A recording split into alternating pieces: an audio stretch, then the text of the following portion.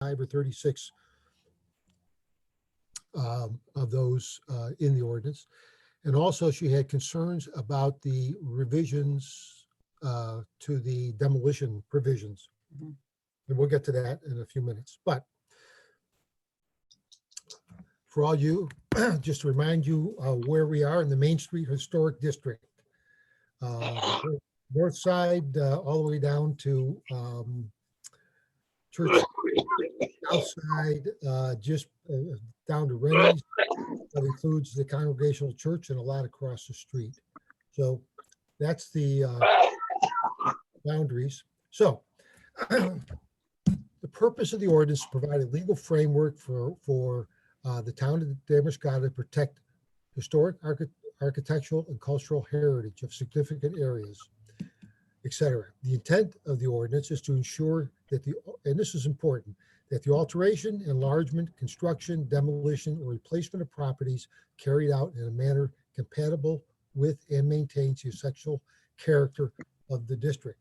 And it concerns only the exterior appearance and architectural features of the structures. There are many historic district ordinances that include interior, but we don't. We're strictly exterior. So what is meant by an architectural feature? Okay. It's features that give a structure distinctive architectural character. Includes columns, pilasters, cornice, boards, brackets, balustrades, corns, fan lights, corner boards, window and door frames, and transoms. And then further on, other exterior features, including roof shape, kind and texture of building materials, type and style of windows, doors, lights, dormers, gable cornices, porches, decorative trim. That's what the ordinance is really concerned about. And what I did is have some images. Most of the images are of buildings in Damascus. Most of them are within the historic district, but some are not.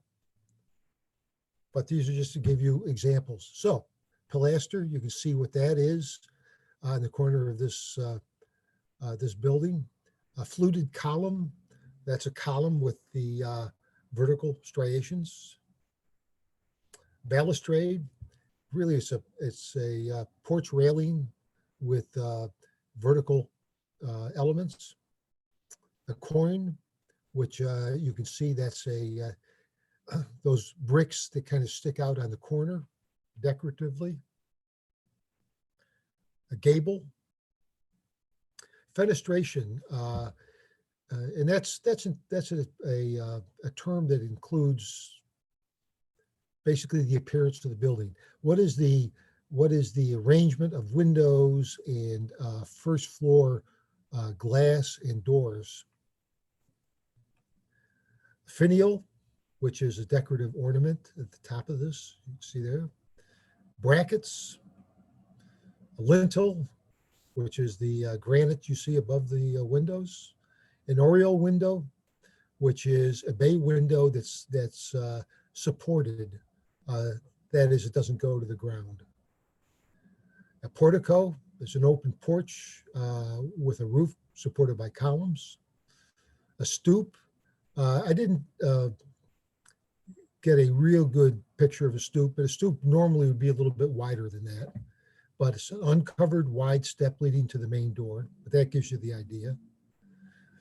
A mullion is a strip that separates windows. A minton are the wood strips that separate panes.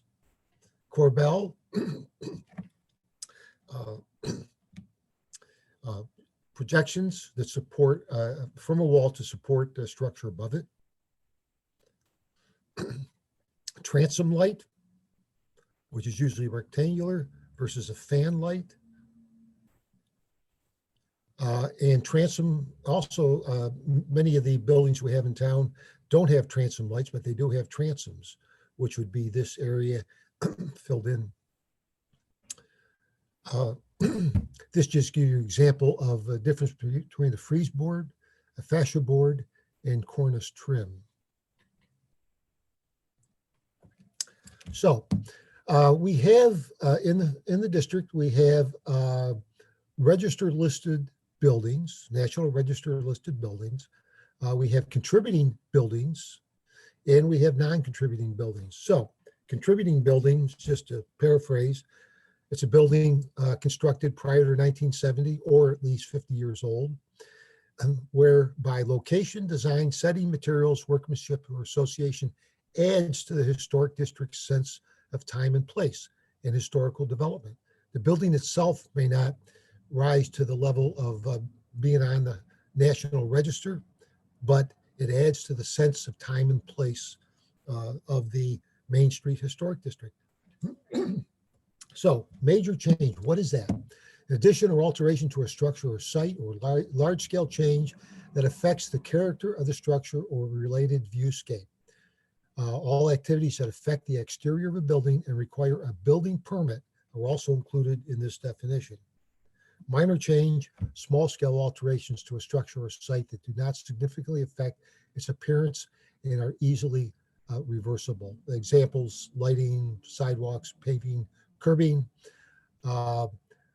In no event, however, would a change be considered minor if in the determination of the CEO or the town planner or the HPRC, which is Historic Preservation Review Commission, if such change shall alter the historic character of the building or site. A non-contributing property, well, okay, so it's not on the register and it's not strictly a contributing building, which we said was 50 years constructed prior to 1970 or 50 years of age or older and contributes to the sense of time and place. However, I want to point out that while changes to a non-contributing property may not have historical significance, they may affect the historical integrity of the viewscape and the district as a whole. And an example that I have, a number of Damascotta folks have pointed out to me is the change in color at the Mediterranean restaurant next to Rennie's. I think it was Mediterranean restaurant. That was a change to a very bright color, and the design of the building obviously not contributing, and certainly is not historic in character, but it kind of like was always just there, and people took it for granted. Now it kind of sticks out. Now, from a marketing point of view, the owner may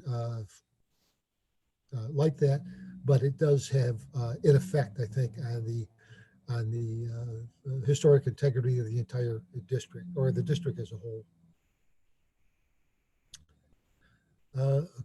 Let's see. Certificate of appropriateness. That is something that the commission is required to review and issue if appropriate.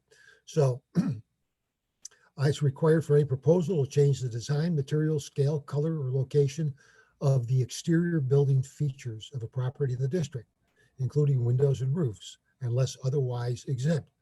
So you can see the list. I won't read the list, but that is what the certificate of appropriateness is required for. But we do have a comprehensive list of exempt activities. Excuse me. These are activities that do not adversely impact the exterior of a historic structure. And I would say that also contributing structure. Interior alterations and activities that are not visible from a public way. Installation of temporary buildings, landscaping, walks, drives, sidewalks,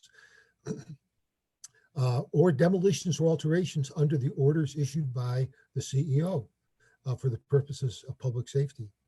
Installation of storm windows, storm doors, screen windows, screen doors, and window air conditioning. And I will say, I'll just point to this. We allow, as an exempt activity, installation of storm windows, and there are a number of historic ordinances around the state that do not exempt that.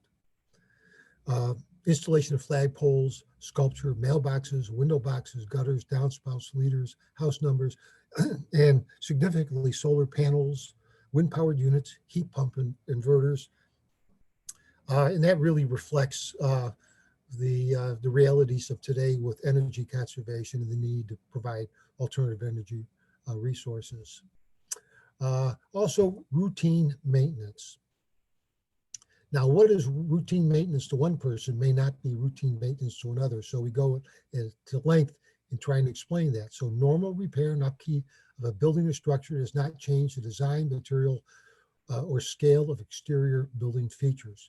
Repainting of a building is considered to be routine maintenance unless the color is to be changed. And you can see that there's other things related to change of materials, but I want to focus on the color.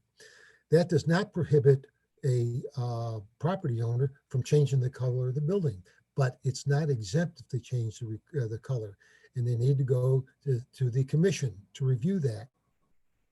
The commission could very well approve the change to many different colors, but as in the case of the restaurant I mentioned previously, if they had come to if the historic commission was around at that point, they could have come there and maybe discussed a color, maybe something that was not quite as bright, for example.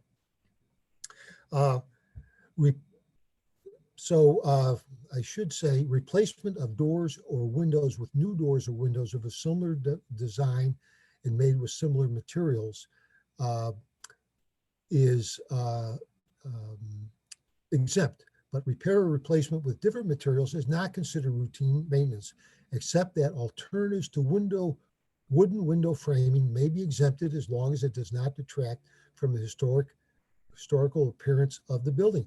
This is a controversial provision in many, many towns where it can be extremely expensive to replace a window, a wooden window, with a new wooden window that is of the same historic character as the window to be replaced. In our case, we are allowing, for example, vinyl covered windows as long as they appear the same as the window that's been removed. And that's a big deal. So there are general standards, approval standards that the commission will use. And I'm not going to go through those. That's the list that they'll use in general. There's additional local standards in the ordinance, and you can look at those too. However, I wanted to point out that the commission can modify any of those local standards, provided that the modification does not have the effect of nullifying the intent and purpose of this ordinance. You've got a 3-member commission made up of local folks, and they're going to be talking to the local property owner about a project that property owner wants to undertake. The commission has the ability to modify the standards, a give and take, with the goal of maintaining the historic character of the district. And I think that modification provision is pretty important. Some additional standards. Okay, so I mentioned the 2 major concerns of the town attorney. The first one had to do with the substitution of should in the ordinances now exists to shall, which is in the proposal. She suggested it goes back to should for the reasons she cited in her letter. And the second one has to do with the demolition or removal of historic buildings. So while there are several provisions in there, several changes, I wanted to focus really on the nuts and bolts. What is the most important thing? So the most important difference between the existing demolition provisions, those are the ones that are in the ordinance now, and the town attorney recommends that they be retained, and the current proposal, and I'm paraphrasing, but existing today, the property owner has made a bona fide and good faith effort to sell the property as an historic property at a reasonable price relative to its fair market value, and that there is no buyer that is willing to repair the property as an historic structure. And I've got a little note in the bottom. Earlier draft of the ordinance had this definition of what is fair market value. And if this is a common definition, the greater of the property's current assessed value, or as determined by a Maine certified residential or commercial appraiser as applicable. So fair market value could either be what the assessor now holds as the assessed value, or a Maine certified appraiser could come up with a value. So that would be fair market value. The proposed language, the property owner has made a good faith effort to identify and sell the property to a buyer willing to undertake its repair as an historic structure. So you can see the significant difference. The proposal eliminates the bona fide effort and the reasonable price relative to its fair market value. Now, the Board of Selectmen, of course, you're going to make this decision ultimately, but this is a concern that I share with the town attorney. You've got a small historic district, and I don't know what historic building or contributing building you could point to and say, well, that building can be replaced, no big deal, and a more modern building could be put in its place. The proposed language really is not much of a burden for someone to, if there's damage to a building, good faith effort is not really defined, and that's really not a hard test to meet, especially if you're represented by an attorney. The existing provisions, I think, are better and will allow that historic district to be more likely to be preserved in the future in the event a building is damaged. The last slide I have. If let's talk about, I hate to mention it, but let's just talk about the gas station for a second. That is a non-contributing structure. And for example, in the future, if the owner decides that, well, everyone's got an electric car, and so we don't want to sell gas anymore, we want to put up another building. This is the provision that governs the alteration or replacement of non-contributing properties. And the big thing is there that the setbacks that are applicable to the new building should be consistent with the setbacks in the neighborhood, or at least on adjacent lots, so that you know what the two buildings look like on either side of the gas station property. So if a new building was to be put up, it should have about the same setback, which is really on the property line, front property line, and the massing of the building, size of the building should be at least consistent with the other properties in general on Main Street, and the front entrance should be oriented to the street. I will never forget, I did a project many years ago when I was working in Topsom, and had a similar situation. It was not in a historic district, but it was a very historic building. And the developer wanted to wanted to redevelop this residence with I think it was a dental office, and wanted to put the parking lot in back, which was great, but that's where he wanted the principal entrance. And the planning board came up with a compromise, said, yes, we'll allow you to do that, but we want you to maintain the front of the building, that front entrance, as an emergency entrance, one that would not regularly be used, but one that would still be maintained. So it was a good compromise. Anyway, that's the end of the PowerPoint, and I will stop sharing.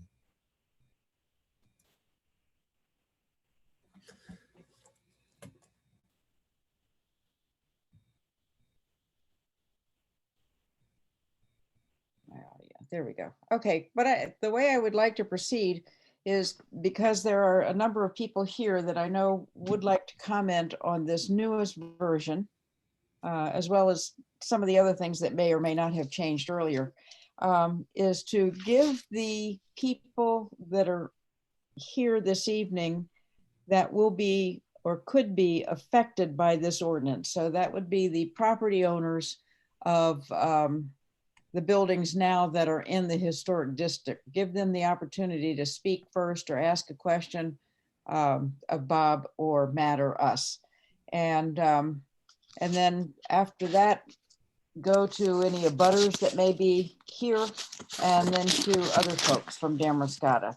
How does that sound? And I guess Matt, I think, might have muted everyone. So what I would ask you to do is, if you want to speak, to raise your hand so Matt can see you and he can open up your microphone. And That's what I did. There was quite a bit of background noise, so Yeah. I went through and muted everybody. that's fine. Yep. And what I would ask you to do, those people that are speaking, is to please reference section and page if you can, just so the selectmen, can follow along and see what you're seeing and what you're referring to. So with that, I'll open it up to the floor for discussion. Yes, sir. David? Hope you're referring to me. Thank you. Yes, sir. I'm sorry. There's a lot of sirs around here. I just want to kick it off by not asking a question, but making a comment on Attorney Meter's suggestion to go to or switch to should. I think we were originally on should, then went to shall and should. I think her argument about increasing legal exposure would argue the other way. I guess you could argue it either way of where the more legal exposure could be. I think it depends on the creativity of any legal advocate who wants to contest something. But I would suggest that should would be the best way to go, particularly given Bob's just the example he gave of the dentist who and the planning board who negotiated a change but maintained the intent of the ordinance. And I think by having should there, you give that flexibility as long as they're following the stated intent. And this ordinance does clearly state the intent. So I would just suggest we stay with should or move to should, wherever we're at this point. It's not clear to me exactly which is the standard yet. But. Okay, well, in today's draft, it says shall rather than should. Okay. So. But that Okay. would be a change from the current ordinance, right? Well, there is no current ordinance. It's a draft ordinance. Oh, I thought we were working under the There is an ordinance. ordinance that was passed back in March. In March, yeah. Oh, okay. Okay, I'm sorry. Yes, yes. Okay, And I would answer any questions if anybody had any questions about that. okay. Any other people that want to comment? Well, Bob can respond to the should versus shall, but the original draft had should in it, and then we changed it to shall. So Amanda was recommending we go back to should. Right.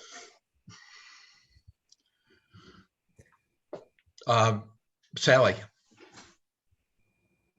We just need to unmute you. Oh, thank you. Yeah, there, go ahead.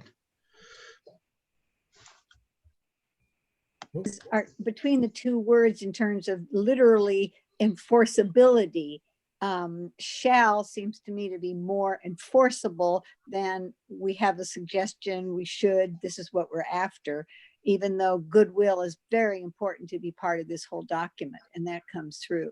So I didn't get anything past the 19th page that I could read on my little iPhone. So I don't know that last section, which was about enforcement. So it's just thinking about the two words with just thinking about in terms of enforcing it. Say there's a recalcitrant owner who says, well, you told me I should do this, but I'm not really going to do this, as opposed to, yes, you shall, unless we all agree that there's another good way to do it. Just a question. Bob, you want to respond to that? Well, a shall, I mean, it's always better to have shall in a ordinance. But that works better for an ordinance such as a land use ordinance or even the subdivision ordinance, where there are standards, whether it's setback or frontage, or whether it's required for a drainage study. So those are easier to make shalls. But this ordinance is far more subjective in a way, Mhm, mhm, because every building's different, mhm. and maybe every proposal is a little bit different. Right. So that's why I think should uh, works better. Now, I will tell you, there are some towns that, and not necessarily in Maine, because I don't know all the ones in Maine, but some towns would have shall in there. But uh, I would say that historic commissions can sometimes be the most difficult um, level of uh, permitting authority in a town, and sometimes the most controversial. Mhm. I've had chats with folks about, for example, town of Gardner, where it's a very difficult situation, a very strict um, commission, and from my understanding, there's a level of concern among Mm. folks in that district because of the difficult road to hoe because of very strict enforcement of standards. So I would say we tried to craft the commission to be as local as possible. Mhm. We have at least one member and one alternate that are property owners in the district. So I think maybe that gives us a little bit better sensitivity. And I think for us, the should works better than the shall. I hear that. Thank you. Okay. Valerie? Oh, hold on a minute. Okay, Okay, now I can hear you. so I just have a question about the commission itself, because I guess it's on page 2, where it says the ordinance is designed to assist property owners. So I'd like to make sure, or ask anyway, you've got 3 people on the commission, and I feel as a property owner myself, if I were to make big changes, I would need a lot of help. I would need help in finding resources, building resources, people who could do this work. I may need low interest loan. I may need a grant. Is the commission going to be capable to help the property owners in finding these resources if they have to make big changes in their property? Because that's a big burden to put on a property owner, to not only have to maintain this historical significance, but to also be the one to have to search out the builders, the architects, or whatever the case may be, and even the funding. I think that a lot of people might have difficulty with the costs of major renovations. So I guess I'm want to throw that out to the commission itself, just how, quote, are they going to really assist these people in helping them proceed with their projects? The answer to that is yes, to the best of our ability. Some things that we will pass on, for example, you talked about grants or loans, that kind of assistance we probably pass on to the Lincoln County Regional Planning Commission. They have an economic development specialist there that can probably assist. But other things, I mean, for example, if you came in and you wanted to do some type of project, the first thing I'd do, I'd sit down with Stan and talk about it. And then talk to you about if an architect is required, provide some suggestions, or just a building engineer. We might even, with your permission, ask for some input from the State Historic Commission. They have folks up there. I wouldn't do that without your permission, but so we would provide as much input as possible. We also have plans. We also have plans to have workshops for the commission, so to bring us all up to speed. Because I feel the commission really needs to be able to be aware of what local people there are to work on these projects. Maybe they need to have a reference list or something like that. I just don't think that they should just leave the property owner in the dark about, what am I going to do next? Where am I going to get this information? I think they really need to be proactive in gathering a lot of information to help these property owners. And then another question I had was, because I have a couple of big properties, and I'm wondering about insurance.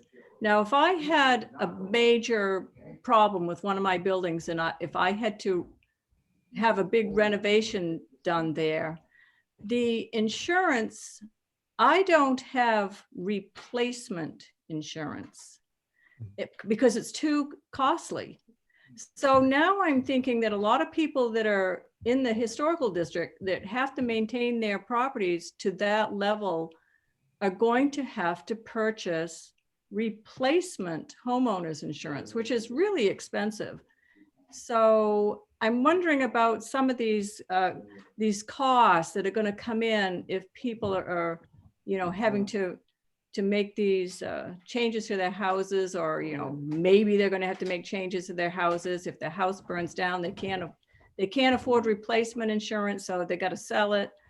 So I do feel that there is a lot of burden put on the property owners in that regard. Insurance is wildly expensive to begin with, but replacement insurance for some of these places is really high.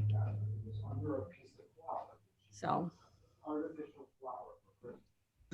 The focus, let me just mention this, and it would be probably good to get an insurance expert to give us an opinion on this, but the focus of the ordinance is on the exterior improvements. So someone who wants to remodel the interior, because of a disaster of some sort, or just simply because they want to update it, those issues, those changes wouldn't affect this ordinance, or wouldn't be in violation of this ordinance.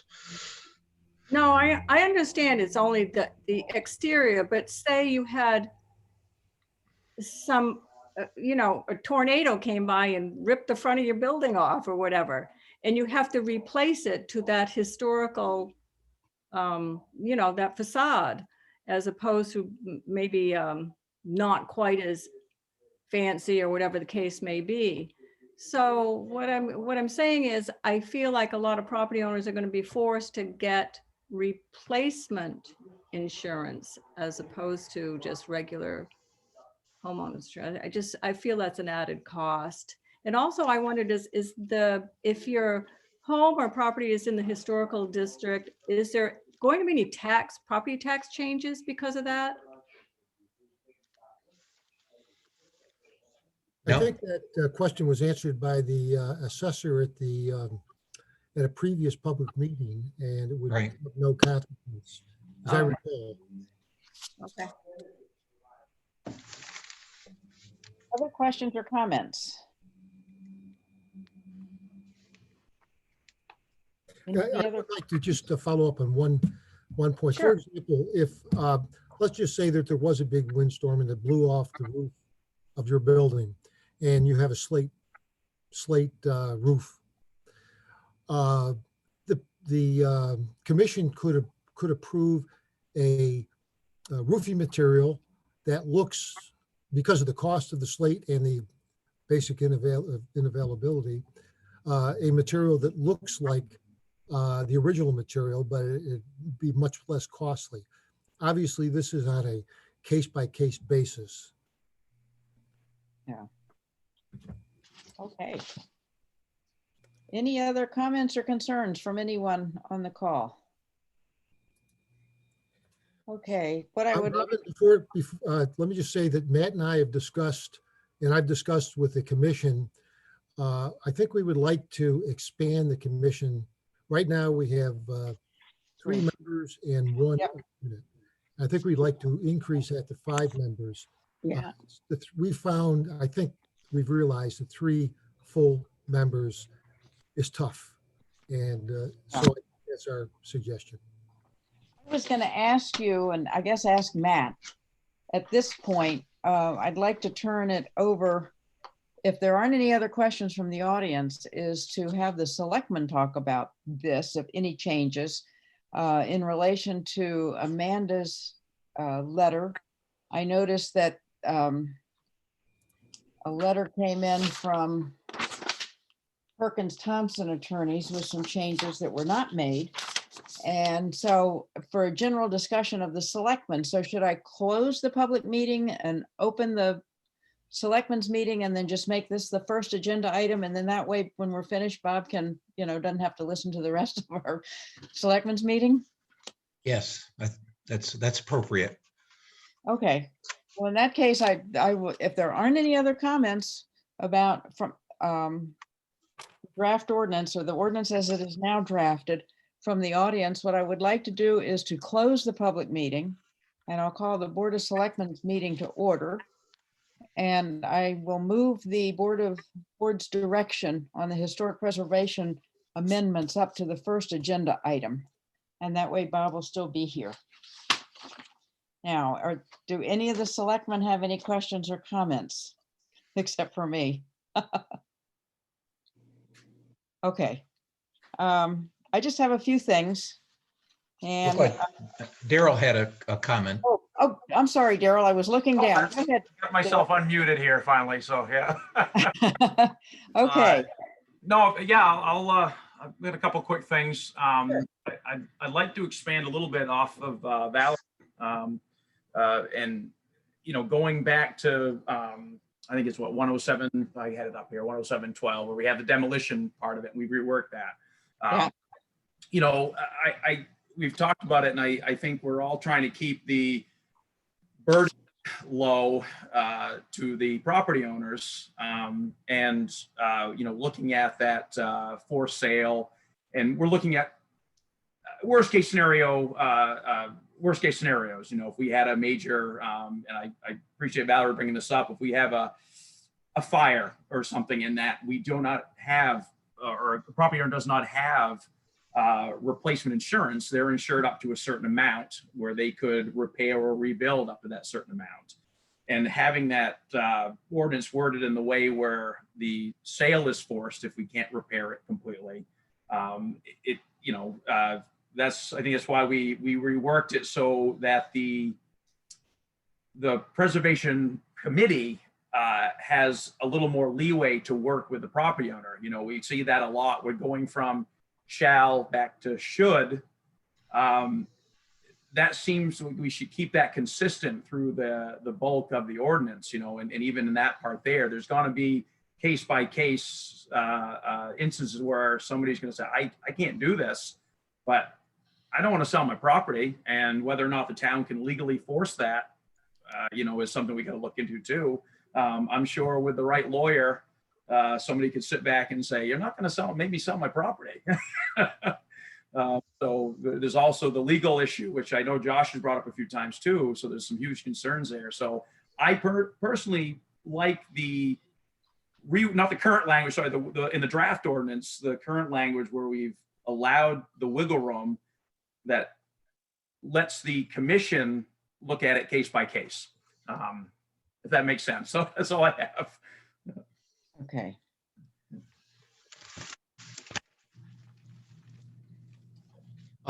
Lou, I'm sorry. Lou's Okay, Lou? hands up. Yeah. Lou? I think one thing that Valerie has to understand is we cannot protect her from her own decisions.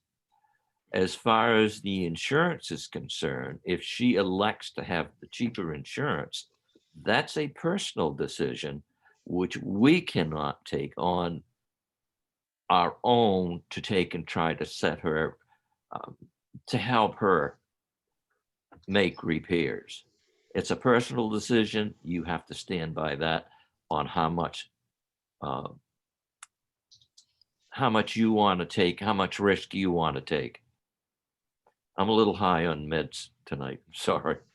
No, that's okay. Listen, we appreciate you being here while you're under the weather.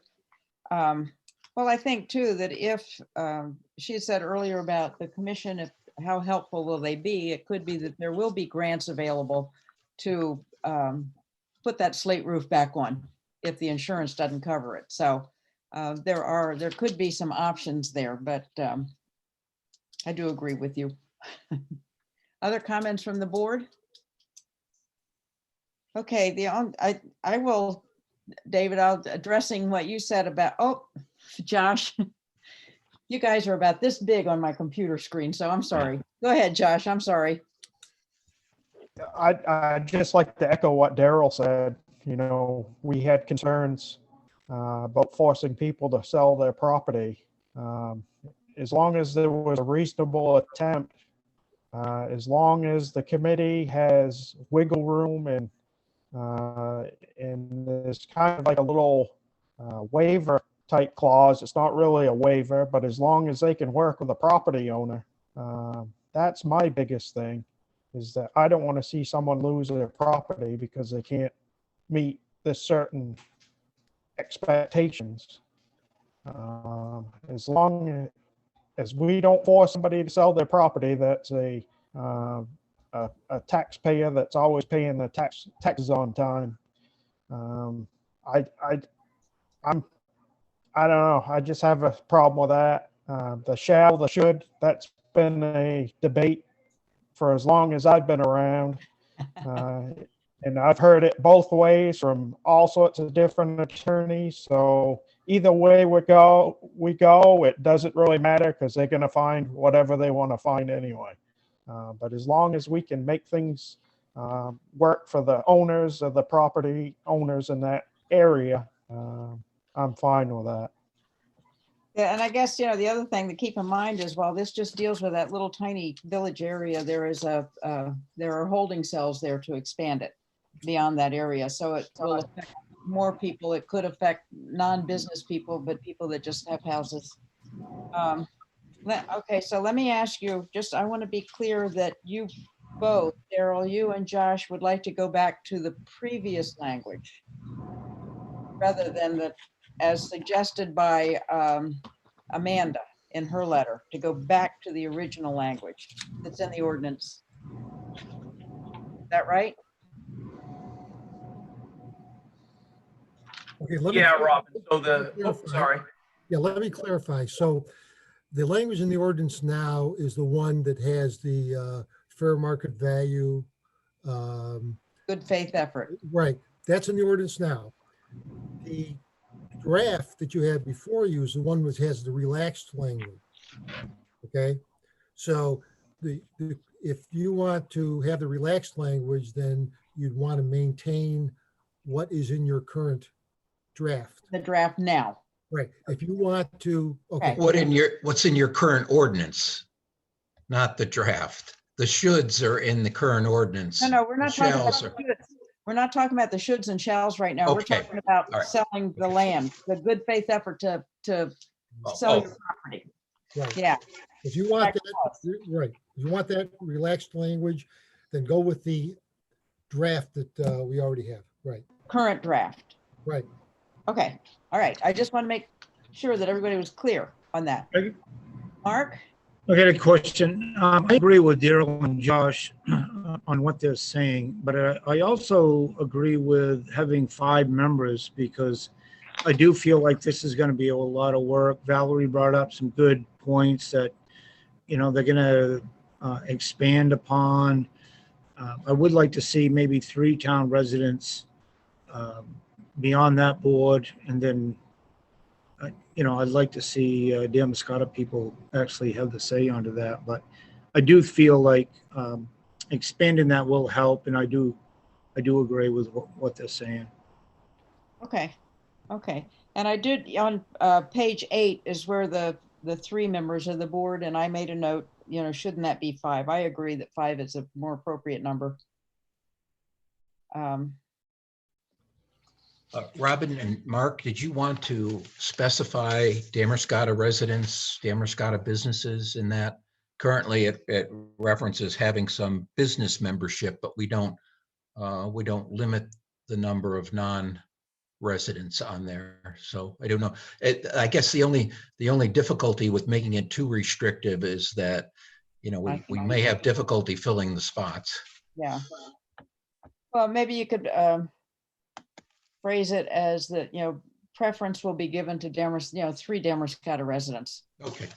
And then 2 business owners who may or may not be Damerscott residents, but kind of, I hate to say legal word it, it kind of goes in with a shall and should, but to Right. give preference to Damerscott residents first. Okay. And I'll have to say, I'm the one that said we ought to change it from should to shall. Because if it's an ordinance is something that's telling you must do something. It's not a suggestion, you know, it's an ordinance. If everybody wants to go back to should, that's okay. One of the problems I can see is depending on who is on the commission, if they are very one way, then the shoulds, they could turn those shoulds into do it my way or the highway. Where if it's a shall in the ordinance, they can't do that. They don't have the liberty to do that as much. Does that make sense? You know, it's kind, I hate to say it's an in run around the commission, but it's, if you have a commission that says you can't paint your building blue, but the ordinance says you can, you know, it's, I don't know.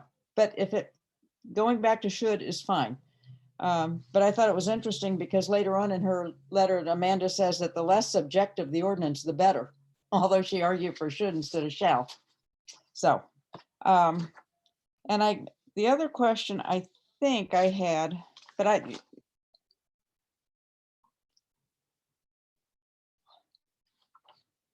the non-contributing property, she says a decision to weaken the town's ability to regulate changes to these types of properties should be carefully considered. And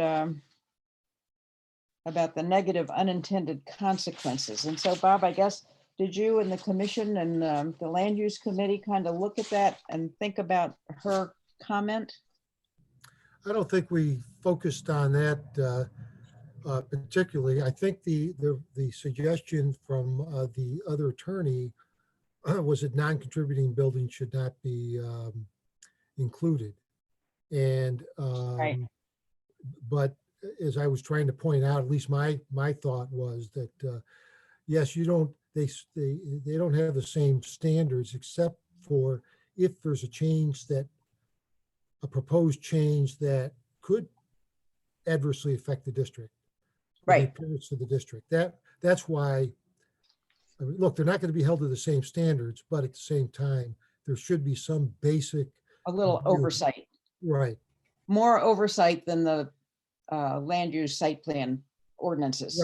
right. Okay, okay. I just wanted to double check on that. All right. But those are the only questions that I had. I tell you what, I really appreciate yeoman's work, Bob, that you and everybody that's been working on this. That's, you know, it's really terrific. It's really coming along. So thank you. Okay.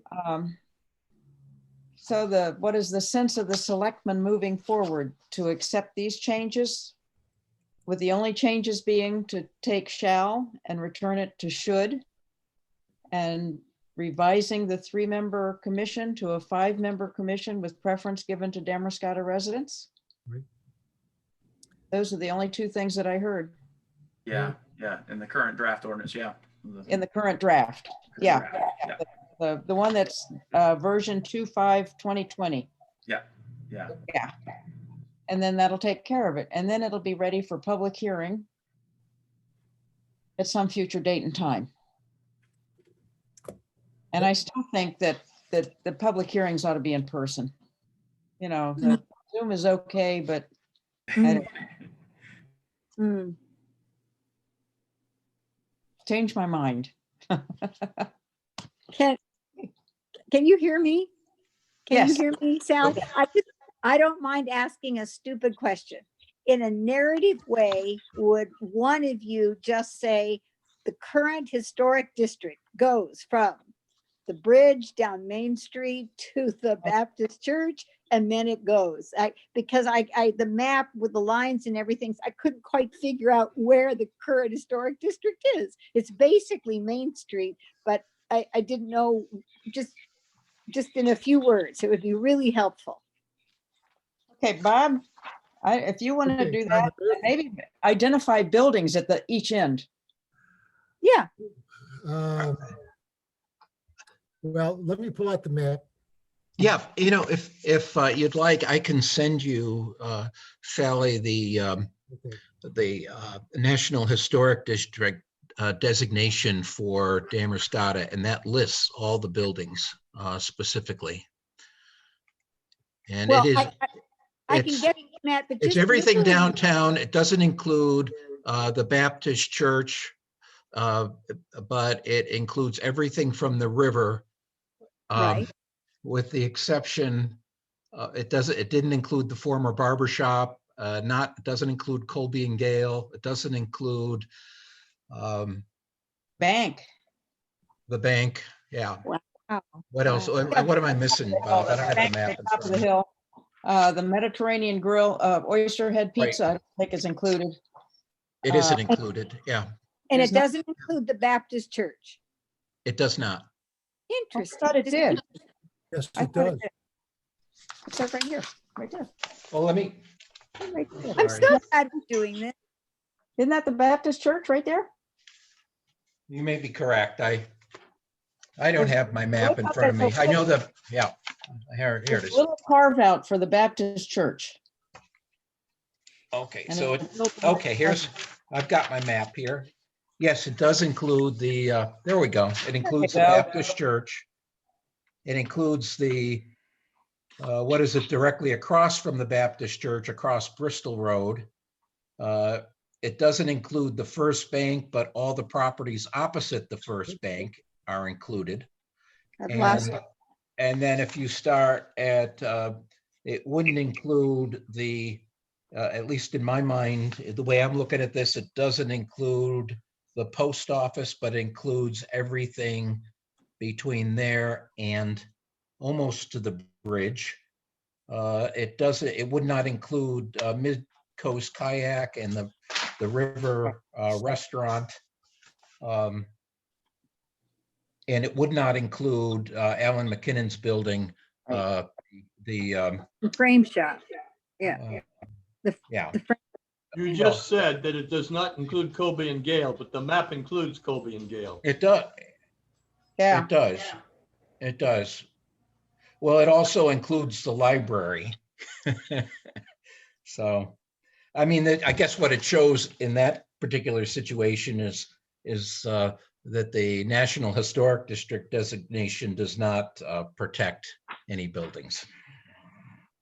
Okay, but this is helpful to me because it isn't a piece of geography that's from the bridge and the river up Yeah. to the church along Main Street. It's selective in some ways. There's some new architecture, some new building. That's very interesting. Just as a fact, it's interesting to me. Huh. Okay, because some of those are starting to be here 50 years, and in a way, I sort of feel like that's the character of downtown, you know? It's just a question as you're moving along. I think it's fabulous, the work you've all done. Yeah, sorry, I didn't have the map in front of me when I was reciting those. Yeah. No, it's okay. It's okay. Okay. Okay. Susan Susan, I can't respond to your chat. Did you have something you want to ask the board? Hold on. Susan, yeah, I didn't. I was trying to unmute you.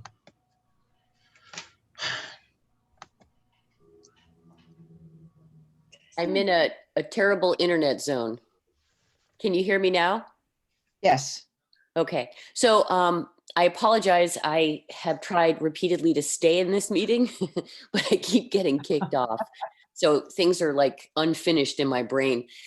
I just wanted to ask if the board had had an opportunity to look at the submission I sent to Matt for the board to read, some corrections by another attorney. And I just wondered if you had any time to look at that or had any thoughts about it.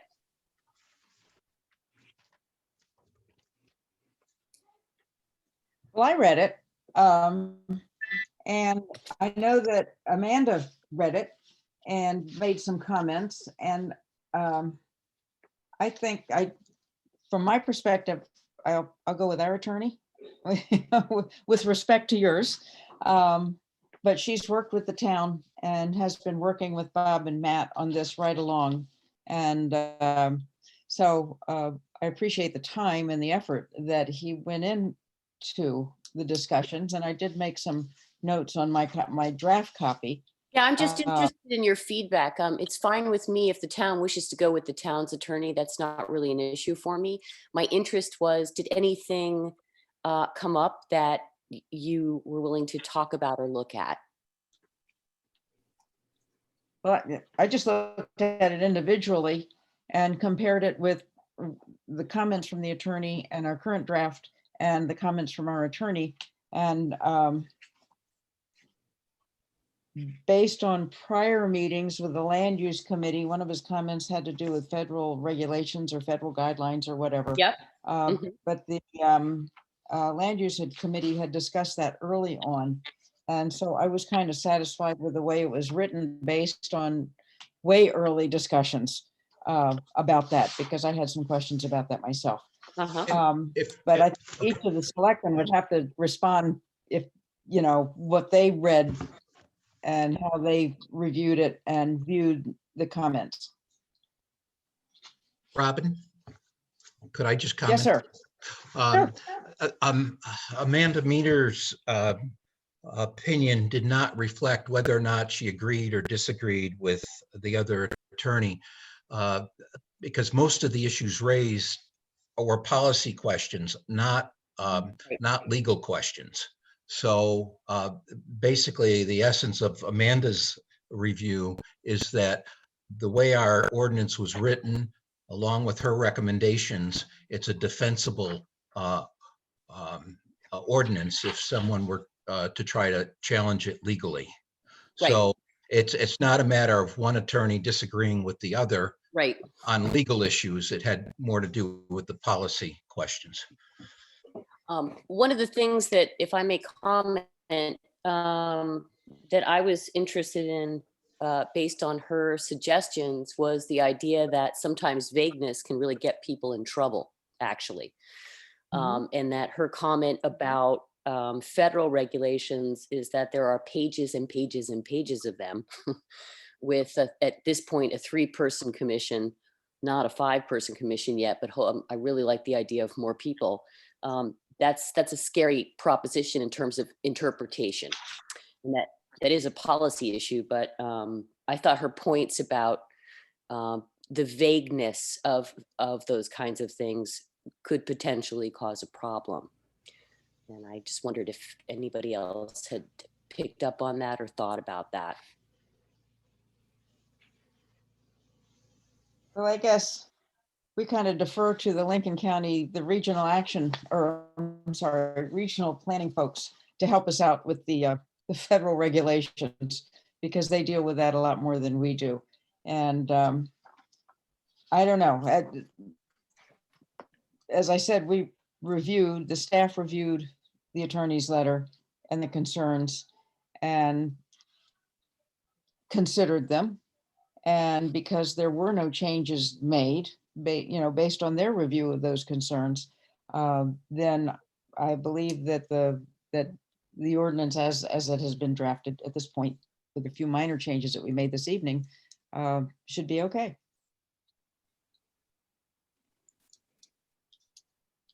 But again, the other selectmen are free to jump in here.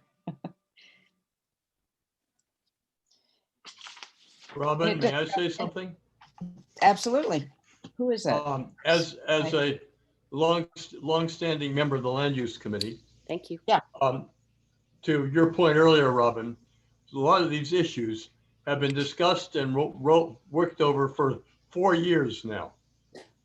And so come in now with, you have to have an understanding of how long a lot of this stuff has been reworked and thought through and discussed among members. And 3 of the people that have been in that discussion are now the commission. And I would only add to my comment now that those 3 members came back from the first commission member meeting. And we're discussing in the land use committee meeting how we really need to have 5 commission members. Yeah. Yeah, this has been, I hate to say we're almost getting to the point of beating the dead horse here. But I will note and point out that some things are included, and one of the bullet points was include as its purpose as the commission serves as a resource for property owners. And it says that the ordinance is designed to assist property owners in working with the town to maintain the architectural integrity and historic resources.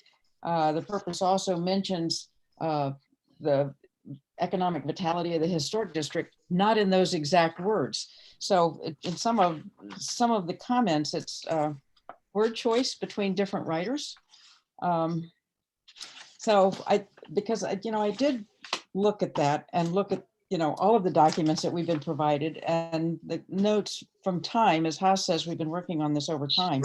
And I do think that the ordinance meets the intent or responds to a number of the bullet points that Ms. McGee. The orientation of the property is so this page north is to the right. You have Lake Avenue here at the bottom of the page, Old Mill Road to the left, Cherry Valley Road at the top of the page. Well, that's not our town. At the top of the page. Parkway would be on the left here. And what you're seeing is, if you think back of the topography that we were talking about, there's I don't know where the voice is coming from. I've muted just about everybody. Yeah. Can I pop in here? Daryl? Yeah, Daryl, go ahead. So I had a regarding the bullet points on the information Susan provided. I had, this is more of a question of me being somewhat new to all this. Where one of their procedural requirements for timeliness of reviews kind of towards the bottom, and am I to understand that as a commission develops, is that part of what, part of their bylaws? Not necessarily included in the ordinance, but is that part of the commission's bylaws? So they would go through, how do we respond to people and timeliness and whatnot? Does somebody help me out on that? The commission approved bylaws, but I don't have those in front of me right now. Oh, okay. Yeah, that was my question. Like that, with that bullet point about procedural requirements, that seems more of a less of an ordinance item than it would be about bylaws, maybe. Yes, they approved bylaws, and I just don't have it in front of me right now. Sure, Bob. The idea of this is to move as speedily as possible through the process. Yeah. But even in the ordinance, it does say that special meetings will be called. Yes. As necessary. If something comes up and you do want to move it along, special meetings will be called. It's in the ordinance. Okay. So, I was just trying to, which one, the ordinance or the bylaws, which one to cover that. But I think the 5 people would definitely be a help in that. Yeah. And, Bob, I'm going to be picky and I'm sorry. On page 14, you have a new part of a paragraph on C. I don't know what it is. It's down close to the bottom. It's in blue underline. It says that the standards, the board may impose conditions. That ought to read the Board of Selectmen, just so everybody's clear on what board that is. It's on page 14, close to the bottom, and it's additional text in blue and underlined. Page 4, okay, just a minute. It's my page 14, maybe here, let me get the section number, that'll help. It is section 10711 C paragraph C, additional local standards. The HPRC shall find that the proposed activities, blah, blah, blah. And then you have inserted new text in blue.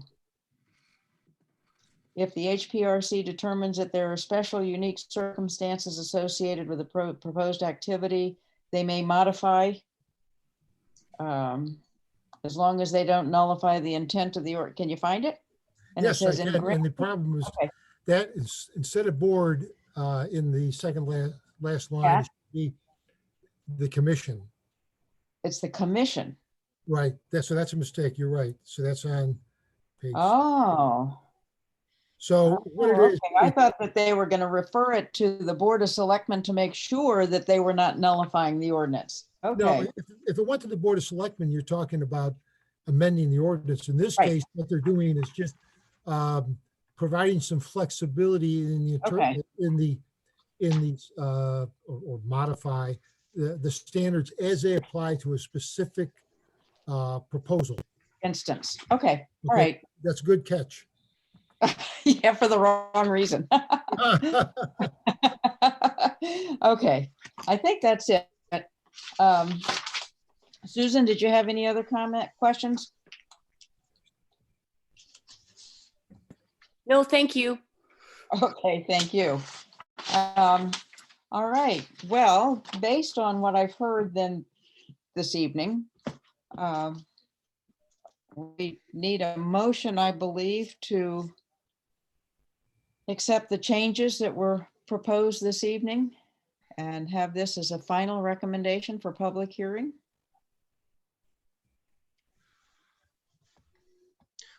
Would it be, I wonder if it'd be appropriate, Robin, to list the changes beyond the ones that were in the most recent draft, the September 28th draft. So Bob, can you, Okay. you've been taking notes. Do you want to list those? The changes we just. The discussed. changes that were decided on tonight. So the shall versus the should, the other ones. Increasing the membership from Right. 3 members and 1 alternate to 5 members.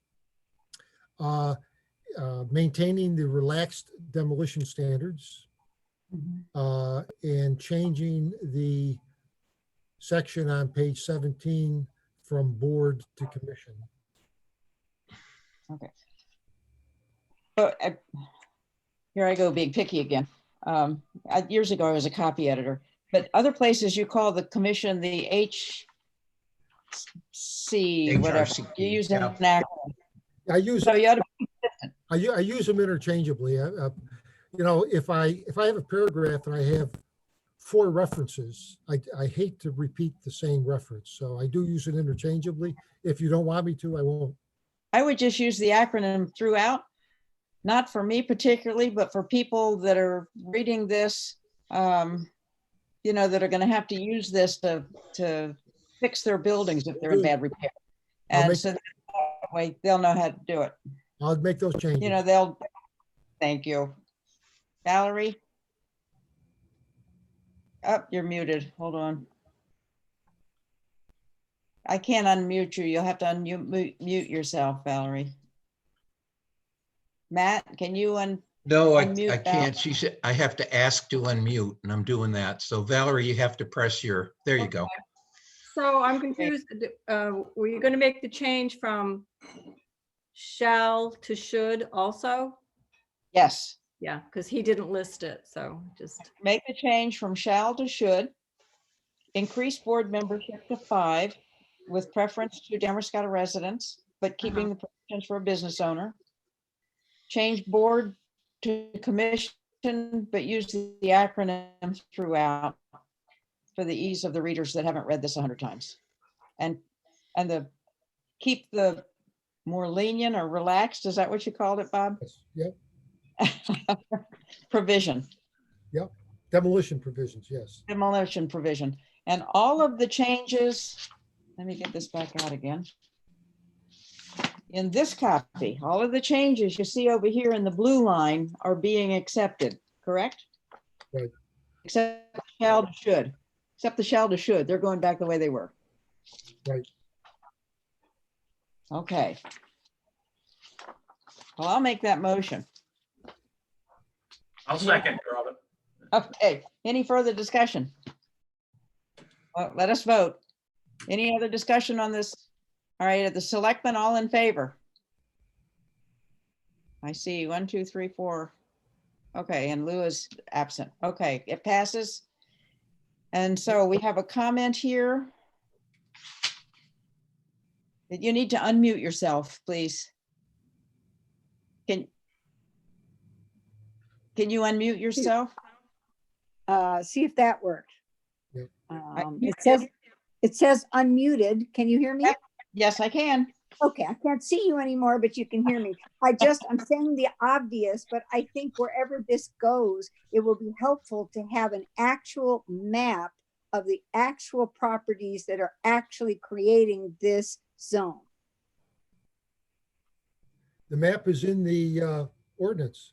It's the last page of the ordinance. I didn't get anything second. after page Third to 19. the last page, yeah. That's right. I just didn't get anything after page 19, so that's fine. So Yeah, it's everybody can see. page 26, at Right, least on my copy. that's okay. Thank you. Okay, And- thank you so much. And I can send you the list again of the National Historic District. This is identical to the buildings identified in the Historic District. Right. I thought, to be honest with you, I thought that you all had been working so hard to create an entire new concept of the historic district. I didn't know it was being built on the one that has the sign, if you will. Yes. I'm learning. Okay. So we have voted on that. We'll go ahead and move on to the minutes of the meeting. All of you that came to the meeting this evening to talk about the ordinance and to offer your comments and to listen to us. Thank you for your patience. We would love to have you stay and listen to our selectmen's meeting. Thank you for Everybody's having dropping us. off already. So Okay. thank you for coming. Appreciate your input. Thank you. Okay. Thank you. Stay well. Okay, minute for the November 18th meeting. I'll make a motion that we pass the minutes of the November 18th meeting. Second. Any discussion? All in favor?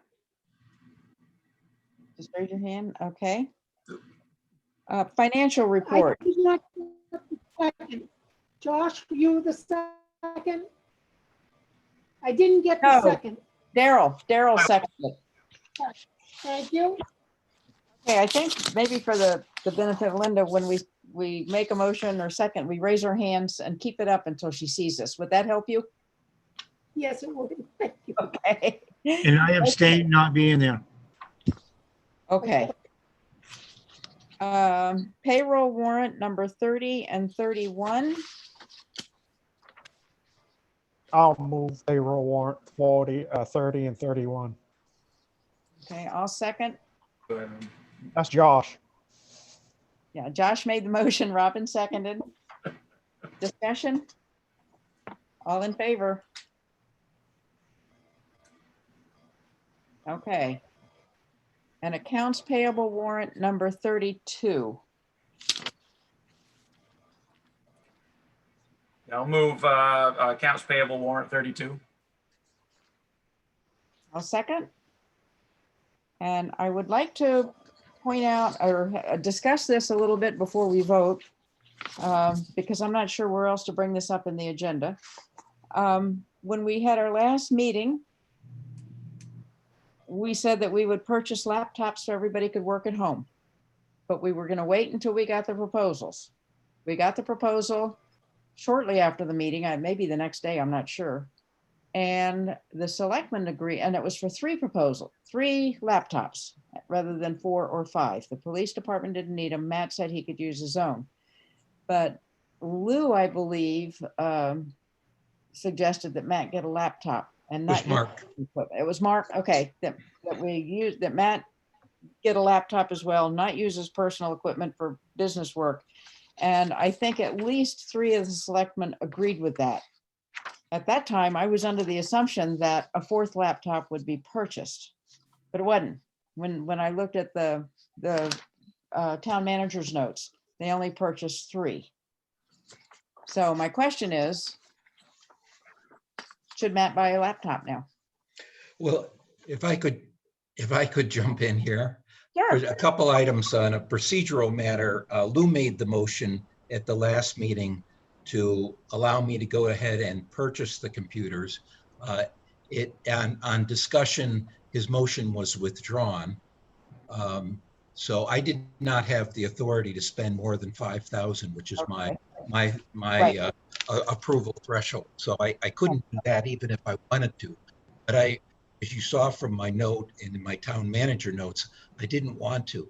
I have an iPad, and unlike the other office staff who need to access Trio, motor vehicle records, the tax records, and a number of other things I don't even know about, I only need to access email.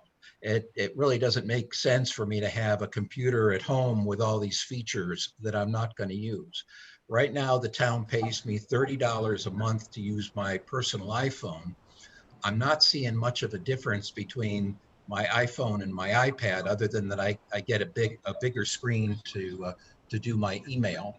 And I gave you a couple other reasons, but if I have word processing to do, I live 1.5 miles away, I'll slip into the office.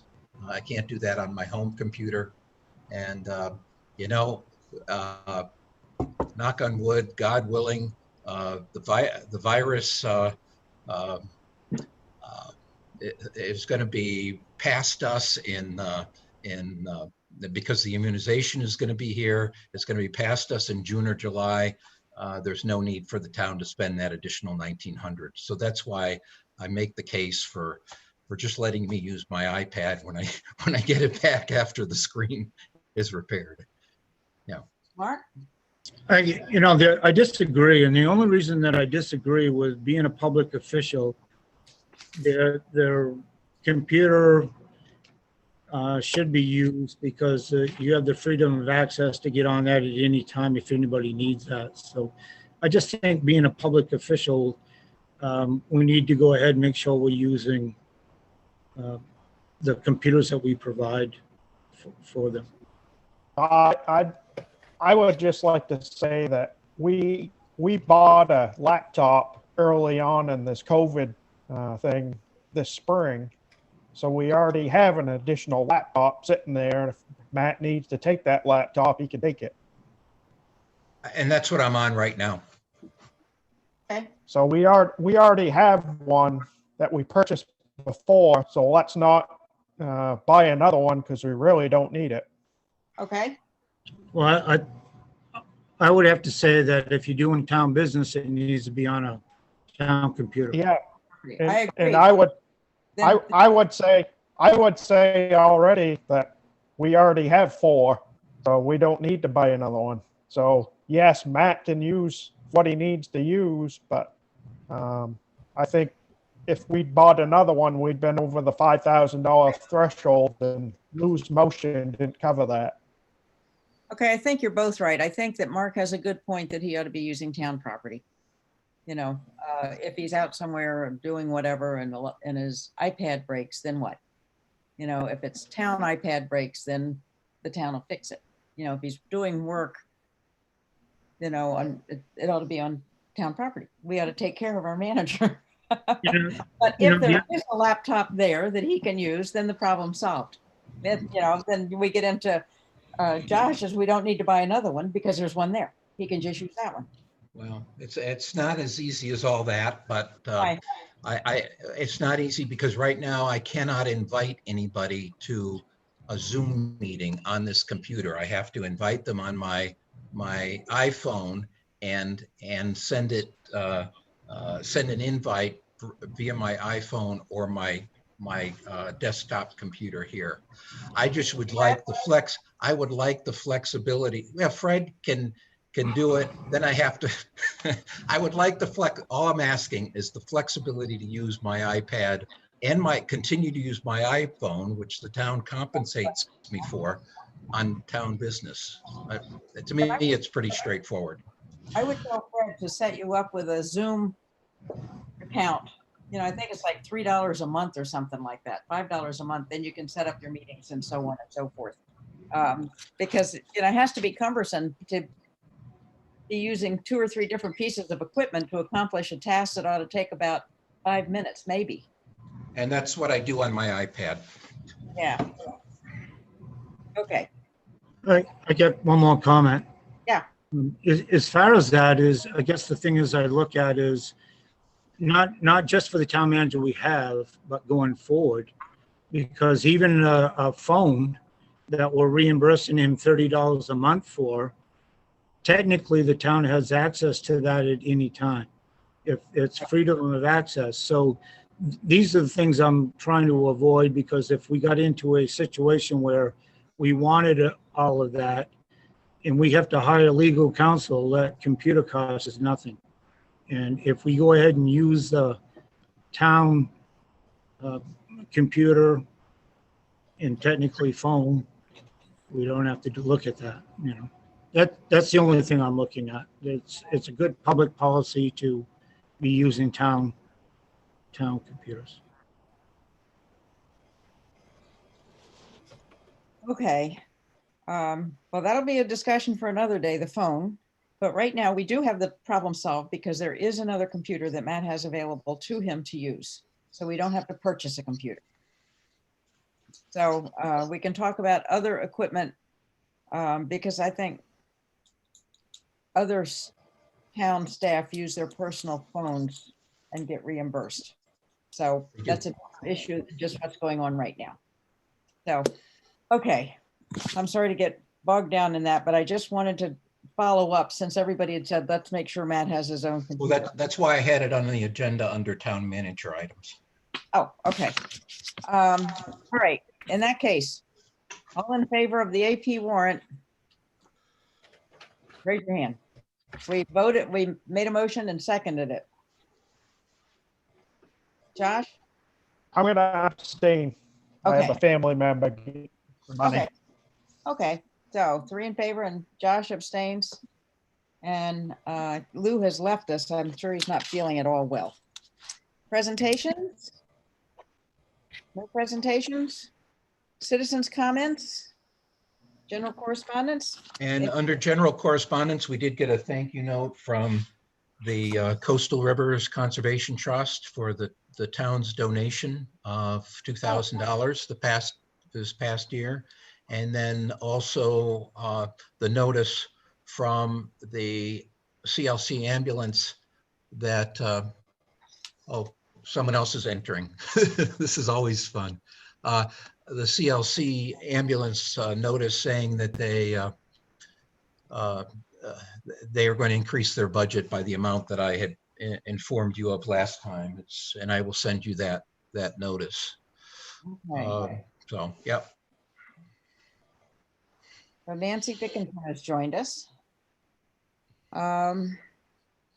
Okay, town manager items.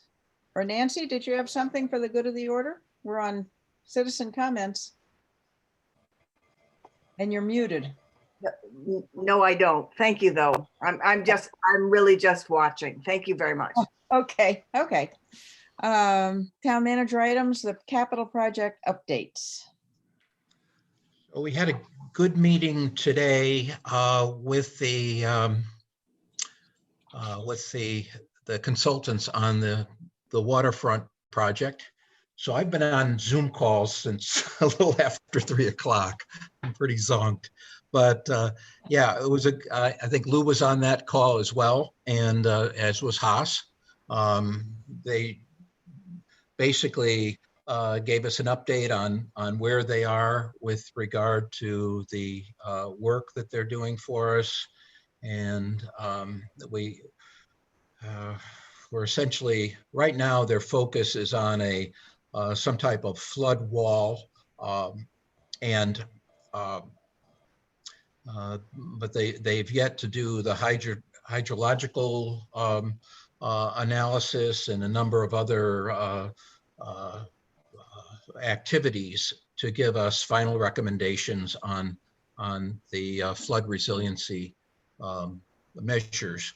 They will have that for us in accordance with the schedule for the project. They'll have that for us at the end of next month, the end of January. So let's see, the sewer project continues. I just understand just a few minutes before this meeting, I got a call from one of the business owners. I hadn't heard this from anyone else, but apparently there's a glitch in finding a line that goes to one of the businesses. I'll find out more about that tomorrow. The restroom project is on schedule, and we had a good session on the progress that they're making. Just waiting on some final design work that had to be done in concert with the contractor on the foundation, and the rebar should be going in shortly after that's done, and then they'll be doing the foundation work, and they just have to keep that warm while it cures. So let's see what else. We have today, as of today, I've got all the paperwork done on the LED light conversion from CMP, and they're proceeding with that fairly quickly. They're thinking they still could get the conversion completed in December. Wow. Yeah. Talked to the construction manager 2 days ago, and he said as soon as he got the paperwork, he could move ahead, and that came today. So that's pretty much it on the capital project updates. Can I ask you a question, Matt? Yeah, Can I ask you yeah. a question? Mhm. At one of the conference calls early on, we were told that we would be getting weekly updates, email updates, and I got one and I never got another one. Are they coming out and I just dropped off the list? I don't know. I haven't seen any since the first one. First one, yeah. Okay. So let me check on that. And it might be just because, they haven't progressed any much further than the piles that are there, the piling. Okay, I was just Let me curious. check. Charlie Frattini, the owner of Phi Construction, promised that, and we'll touch base with him. I just didn't know if I dropped off his email list. No, I don't think so. Okay. Okay, I'm sorry to interrupt. That's all right. We covered the office computers, Working Community Challenge Grant. This is something that's being put forward by the Boston Federal Reserve. And I don't know what the criteria was, but we and 3 other communities in Lincoln County were listed as priority communities and thus eligible to apply for this money.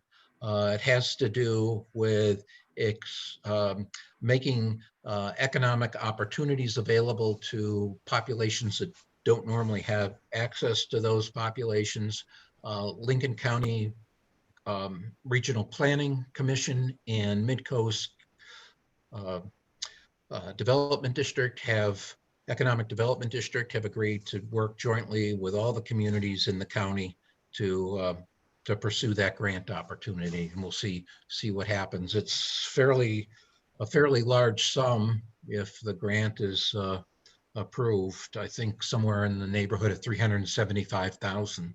So we'll find out more about it. Right now, the details, I sent you the description of it. The details are a little bit murky for me, but that's the way that it was described to me by Lincoln County Planning. I'm sorry, Robin, go ahead.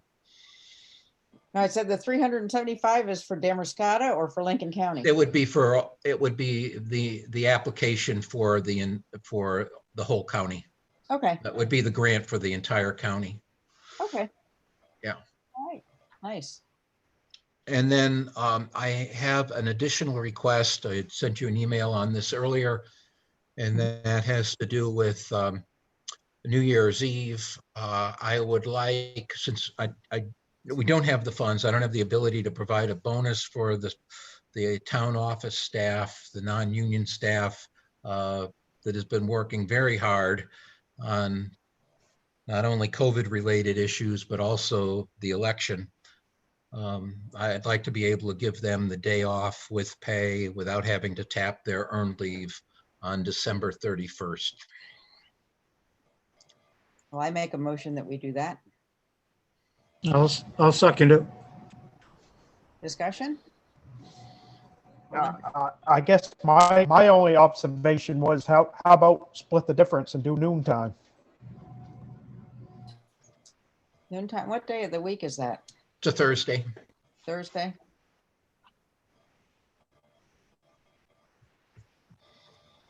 Give them the day off. They've been working hard. Yeah, I don't see that, a lot's gonna get done if they're there, Well, the motion on the floor right now is a full day off. Let's vote on that, and if it doesn't pass, then we'll entertain Josh's motion for, to close at noon, okay? Yeah, any other discussion on a full day off? All in favor? A full day off. Okay, that carries. Sorry, Josh. That's all right. I just voted no. Okay, Josh voted no. Okay, and that, okay. Where's my agenda? There it is. All right, official action items. The first is the direction on the historic preservation. We've taken care of that. The quitclaim deed for Heater Road ownership. So we have 5 property owners, including the town. Both the surveyor and our attorney, Amanda Meter, thought it would be a good idea for consistency's sake for all the property owners, including the town, to do the quitclaim that allows the town's ownership of the road. So unfortunately, if you pass this, I can't have you sign it. So we'll need to wait until we can sign and notarize it if you approve this. Well, for all of these things that we're voting on, can't we just come in and sign because we have payroll warrants, AP warrants that that need to be signed, or? What I did, and I talked to Cheryl about this before the meeting today, what I did the last go round, the first wave of COVID when we closed up, is I attested to the fact that you had approved it, and I wrote down the actual vote count for the payroll warrants and the accounts payable warrants, and then signed it myself. And then what we did is when we got back together again, we had you all sign the document. So I don't see it. And I talked to Cheryl about that, as I said, and she was going to confirm with the auditors tomorrow to see if that was okay. And if it's okay, we just assume not have the traffic into town hall. Yeah. And I guess that's okay with the state and their guidelines for how to do Zoom meetings and conduct business via Zoom. But the signing of the warrants and the payroll was not addressed in any of the orders that I've seen. Okay, Mark? So during the town meeting, we took ownership, is that correct, of up to a certain point? Yeah. The article in the warrant specifically said contingent upon the obtaining of the right of way from the abutting owners. Okay, thank you. Okay, well, I'll make a motion that we approve the quitclaim deed that will allow the use of town property on Heater Road for use as a town way. I'll second it. Discussion? All in favor? I guess I have a question real quick. If I think we could sign this if we just call the town office and have Matt come out and we sign it on his tailgate, sign Yeah, a we can do signature on the tailgate for this just to get it in motion. I don't have a problem with that. Sure. I'm waiting on 3 of the other abutters anyway, so it's, Okay. but I could do that, and I could bring out the other documents as well. Okay, that's Yeah. fine. Sure. Okay, all in favor? All right. 2020, 2021 goals and action plan. Looks good. Yeah. Make a motion. Who made the motion? Was that Daryl? Yeah, I'll make a motion to approve the 2020 to 2021 goals and action plan. Okay, do I hear a second? I'll second. Any discussion or comments? All in favor then? Okay. Selectmen's discussion items. Just one additional item on the updated agenda. Okay. Robin, the contract. Oh, that's right, the contract for Kobe Gale, I'm sorry, for fuel oil for the town. I saw it and then I didn't see it. I'll make a motion, we accept the contract for propane and fuel oil from the Coben Gale, please. Okay, I'll second. Oh, Josh is Part of- second. Just if I could, the part of the motion needs to be that we waive the charter bidding guidelines for that. Okay. Okay. Okay, so the motion is to accept the Kobe Gale price plan agreement waiving the town charter. And Josh, you seconded it? Yep, I'm all good. Okay, any discussion? All in favor? I'm going to abstain from this one. Okay. Such a night. Okay. Now selectmen's discussion items. I'm going to go around as I see you on the screen. Okay, so Daryl, I'm going to start with you. Oh, sure, Robin. Not much tonight. I'd like to recognize everybody that's worked on this historical ordinance, and there's been a lot of work put into it, and I think we all appreciate everybody's input, and it's nice to see it. We're kind of moving along, so that's all I have. Okay, thank you. Josh? I just wish Lou well and hopefully for a speedy recovery here, and Absolutely. everybody to hang in there and keep the safe distance and keep masking and do what you got to do to stay safe. So Absolutely. Ditto. Mark? I just say thank you for all the efforts for the reverse parade, and then the Christmas trees downtown. It's nice having a small community like this come together and think outside the box to make things happen, and wish everybody well. That's what we're going to look at. That's all I have. Okay, me too. I was downtown a little earlier and it just looks so nice. I just love it. And the reverse parade and the drive-in movie. I saw pictures of the drive-in movie. It looked like it was packed, a little too cold for me. But, I just really think it's so. I echo Mark in the community, coming together to make all of this happen. It's just amazing. It's wonderful. So, Yeah. and I like Josh, I wish Lou well. I hope he recovers quickly. And I hope that everybody stays well during this season. Mask up, as I say. I'm sorry, Matt. Yeah, just a quick note. If you haven't had a chance, look at the governor's climate change report, four-year plan. And there's a little blurb on us. Unfortunately, the picture is of me, but It's a good picture. It's a nice, I think a nice compliment to the town that we're in that report. It was a good write-up. Yeah, it was very nice. Good. Anything else for the good of the order? Well, thank you for coming, our visitors. Stan, thank you for hanging in there. Guess we can worry about that another day. Yeah. Thank you. Stay safe. Do I hear a motion to adjourn? I will make a motion to adjourn. I'll second it. Oh, all in favor. Stay well. Good night, guys. See you guys. Good night.